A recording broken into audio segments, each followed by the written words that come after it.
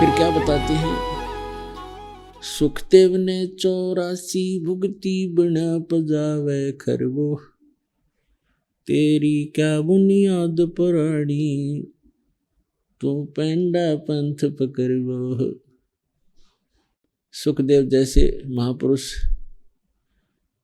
जो परमात्मा पर समर्पित थे, मां के गर्भ से उसको पता लग गया था कि बाहर आते ही ये तीनों त्रिगुणमयी माया ब्रह्मा विष्णु महेश से निकल रही जो रेज हैं, तरंगे हैं, ये हमें मूर्छित कर देते हैं। हमें वास्तविकता का ज्ञान नहीं रहता, इसलिए 12 वर्ष तक वो माँ के गर्भ से बाहर नहीं निकले कि बाहर जाते ही भूल पड़ जाती है। मनुष्य जीवन बहुत ही कीमती है।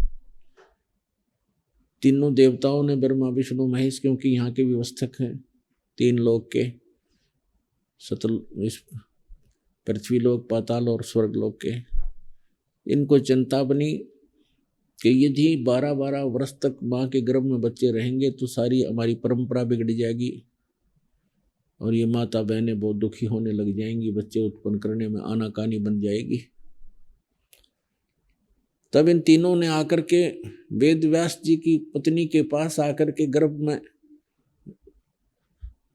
सुखदेव ऋषि से कहा था कि सुखदेव बाहर आओ, आप ऐसा काम मत बिगाड़ो हमारा, ये परंपरा मत खराब करो।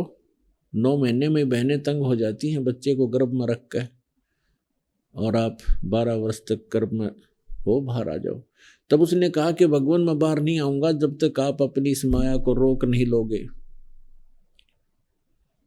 अब आप प्रत्येक के शरीर से जो निकल रहा है तरंग, इसको रोकोगे तो मैं आऊंगा, नहीं तो नहीं आऊंगा, क्योंकि इनके ना रोकने से मैं मूर्छित हो जाता है प्राणी और उसको ध्यान नहीं रहता मैं कौन हूं, कहां से आया था, मेरा उद्देश्य क्या है।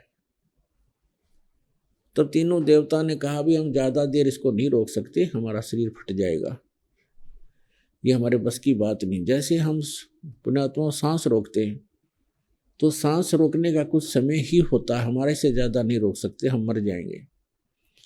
यही स्थिति इन भगवानों की है। ये सपने से निकल रही जो रेज हैं, इनके बस की बात नहीं कि रोक सकें ज्यादा से।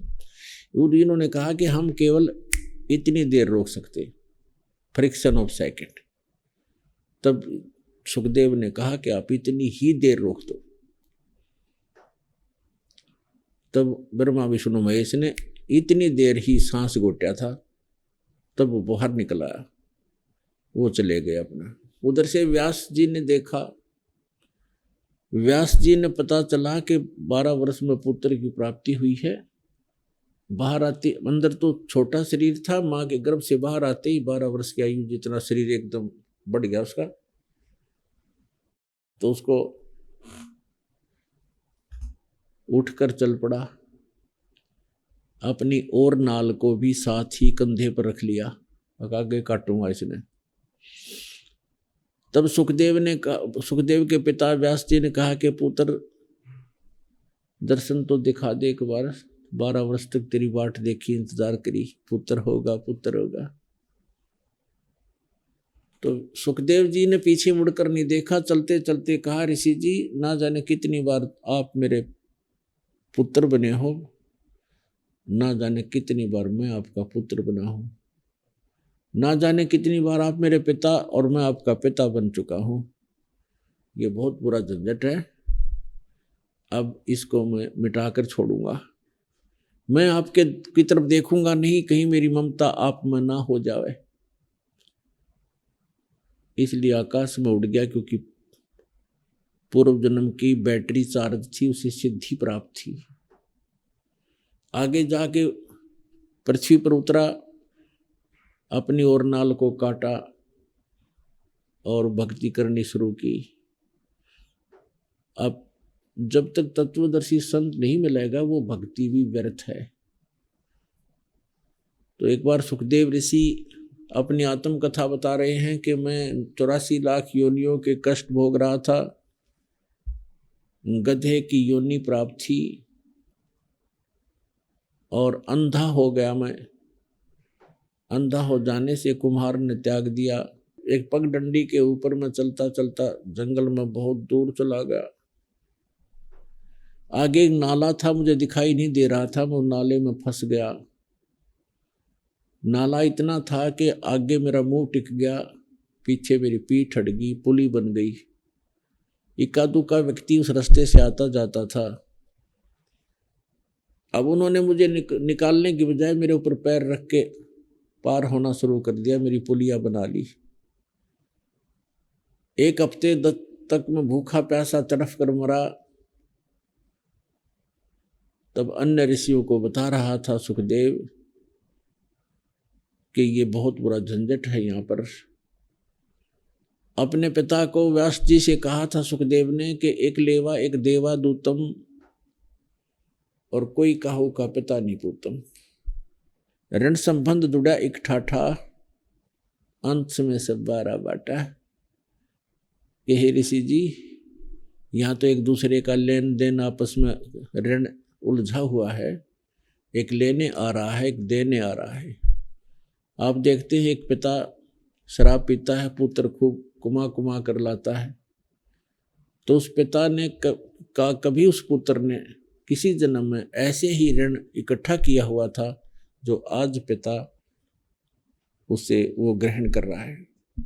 और भी बहुत से प्रमाण हैं, जैसे लड़की का विवाह करते हैं, दामाद को हम बहुत धन दे देते हैं, 6 महीने के बाद लड़की की मृत्यु होगी और वो जो वो मांगता था वो ले गया, सारा पूरा हुआ।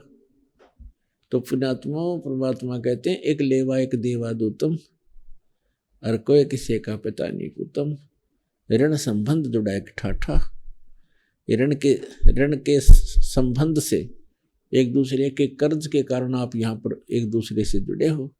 जब मृत्यु के उपरांत से 12 बाट हो जाओगे। 12 बाट मीन किसी का कहीं जन्म होगा, किसी का कहीं होगा, कोई किसी योनि में जाएगा, कोई कहीं स्वर्ग में जा रहा होगा। तो ये तुम्हारा ये अस्थायी जुगाड़ है।